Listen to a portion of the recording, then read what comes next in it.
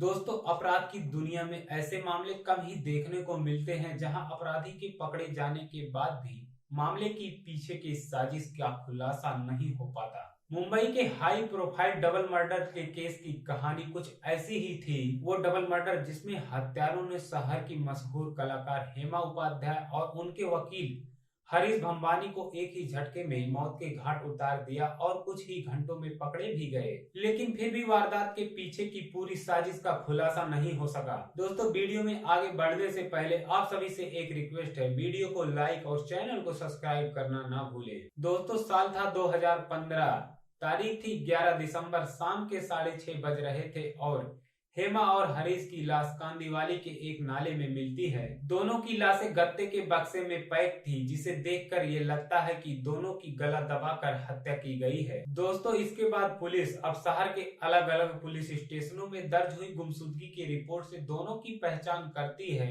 और जांच शुरू करती है। जैसे जैसे जांच आगे बढ़ती है तो पता चलता है कि हेमा का उसके पति चिंतन से तलाक का मामला चल रहा है और इस लड़ाई में उसके वकील हरीश भंबानी उसका साथ दे रहे थे। तलाक का मामला सुनकर पुलिस को चिंतन पर शक होता है और जिसके बाद पुलिस चिंतन को हिरासत में ले लेती है। लेकिन मामला पहली बार उलझा हुआ तब लगता है जब पकड़े जाने के बावजूद भी चिंतन ऐसी किसी साजिश से बार बार इनकार करता है। अब इसी बीच पुलिस को एक ऐसी चीज पता चलती है जिससे इस मामले के जांच का पूरा दायरा ही बदल जाता है। हत्या से कुछ घंटे पहले हेमा के फोन पर एक कॉल आया था।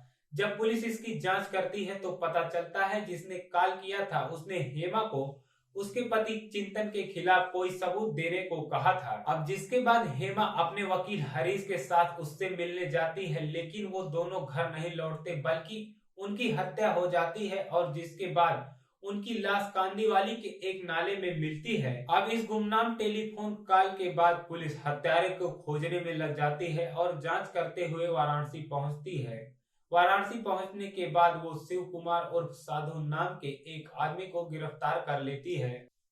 अब जिसके बाद शिव कुमार उर्फ साधु कबूल कर लेता है कि हत्या उसने ही की है और साजिश से जुड़े अन्य लोगों के नाम भी बता देता है। जिसके बाद पुलिस मुंबई से अन्य 3 लोगों को गिरफ्तार कर लेती है। अब 4 दिन बीतते हैं, लेकिन मुंबई की इस high profile double murder mystery की साजिश पूरी तरह से साफ नहीं हो पाई थी, क्योंकि इस मर्डर के आगे की कहानी और भी अजीब और कंफ्यूज करने वाली थी। दोहरे हत्याकांड के इस भयानक मामले में साधु की वाराणसी से गिरफ्तारी के बाद ऐसा लगा था कि इस मामले का दूध और पानी का पानी हो जाएगा, लेकिन साधु ने जैसे ही अपना मुंह खोला मामला सुलझने के बजाय थोड़ा और उलझ गया। साधु ने पुलिस को बताया कि उसने हत्या अपने गुरु विद्याधर के कहने पर की है, लेकिन उसको ये नहीं पता था कि हेमा और विद्याधर के बीच क्या दुश्मनी थी। बस उसने पुलिस को इतना बताया था कि हेमा और विद्याधर के बीच पैसों को लेकर कुछ विवाद चल रहा है। अब पुलिस शायद ही साधारण सी कहानी पर विश्वास कर लेती, लेकिन पुलिस को ये पता था कि हत्या से पहले हेमा के पति चिंतन दिल्ली से मुंबई आए थे और उनकी विद्याधर से बातचीत भी हुई थी। अब ऐसे में सवाल ये था कि क्या विद्याधर और चिंतन का इस हत्याकांड से कोई लेना देना है या नहीं। दोस्तों, हेमा और विद्याधर बिजनेस पार्टनर थे और इसी पार्टनरशिप में बकाये के तौर पर विद्याधर हेमा से 5,20,000 रुपए लेना चाहता था, लेकिन हेमा पैसे देने से मना कर रही थी। अब 11 सितंबर 2015 को विद्याधर हेमा के पास कॉल करता है और उसे उसके पति के खिलाफ सबूत देने को कहता है, जिसके बाद सबूत के लालच में आकर हेमा पैसे देने को तैयार हो जाती है। लेकिन हेमा यहाँ पर एक शर्त रखती है कि पैसे देने से पहले वो और उसका वकील सबूतों की जांच करेंगे, जिसके लिए विद्याधर राजी हो जाता है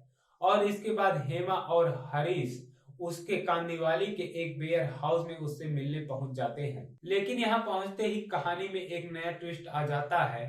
हेमा और विद्याधर पैसे को लेकर बहस करने लगते हैं। अब इसके बाद गुस्से में आकर विद्याधर हेमा को चाटा जड़ देता है, जिसके बाद हेमा के भी तेवर बदल जाते हैं और वो भी विद्याधर को थप्पड़ मार देती है। अब इसी गुस्से के माहौल में दोहरे कत्ल की जमीन तैयार हो जाती है, जिसके बाद विद्याधर ने साधु समेत अपने 2 लोगों को इशारा किया। फिर वो तीनों मिलकर वेयर हाउस में रखा क्लोरोफार्म हेमा को सुंघाकर बेहोश कर देते हैं।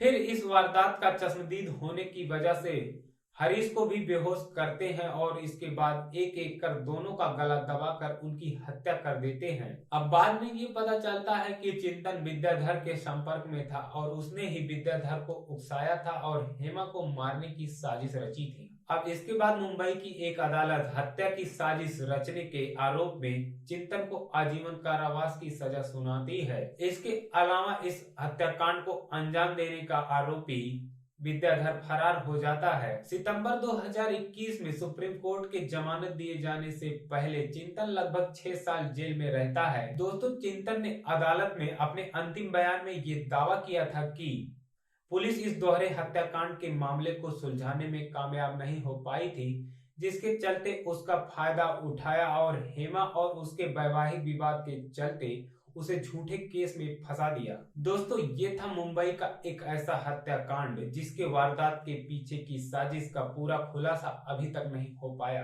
दोस्तों, तो ये आज का रियल इंसिडेंट आपको कैसा लगा कमेंट करके जरूर बताएं।